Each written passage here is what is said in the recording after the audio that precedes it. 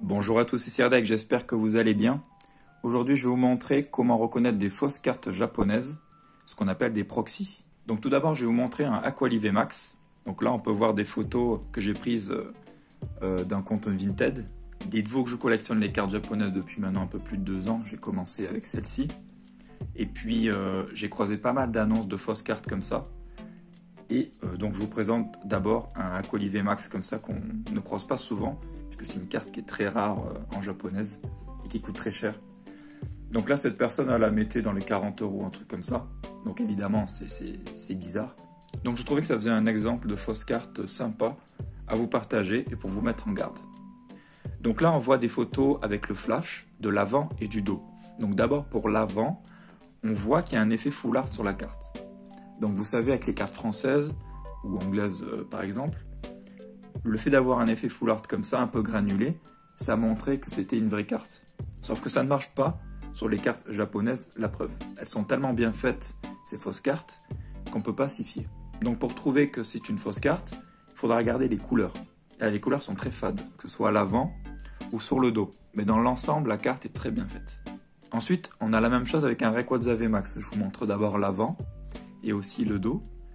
Donc même logique, on voit un petit peu mieux, les couleurs sont très fades. Alors ensuite, j'ai croisé beaucoup de fausses cartes aussi dans des faux boîtiers PSA. Alors là, c'est un petit peu plus compliqué. En tout cas, ça existe, faites attention. Si vous avez un doute, vous demandez des photos, voilà, je le répéterai dans la vidéo. Donc on a ici un Octalive Max. Ce Octalive Max, donc en japonais PSA 10, je regardais un petit peu sur internet et j'ai trouvé un site qui vend ces faux boîtiers PSA avec ces fausses cartes proxy à l'intérieur. Donc là on voit que c'est écrit proxy. Le prix est très attractif évidemment, il y a même des commentaires et tout, c'est super. Bon, c'est triste mais bon c'est comme ça. Donc pour reconnaître que c'est une fausse carte gradée PSA, il y a 3 manières en résumé de le voir. Tout d'abord il y a la carte en elle-même, c'est-à-dire là ça se voit que avec les couleurs, la carte c'est une fausse, l'avant et le dos. Deuxième chose, ce sera l'étiquette. C'est vraiment la manière la plus simple de voir que c'est un faux boîtier.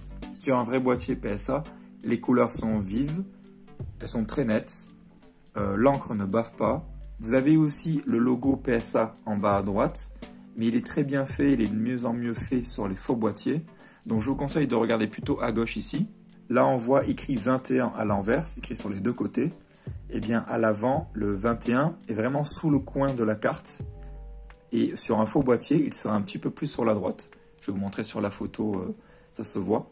Donc voilà différentes manières, donc 3 grandes manières de voir que c'est une fausse carte à l'intérieur d'un boîtier gradé PSA. Ensuite, je vais vous montrer des scans, une histoire qui est arrivée à un membre du groupe Les Barjots. Donc il a acheté 2 cartes gradées PSA 10 japonaises au Japon.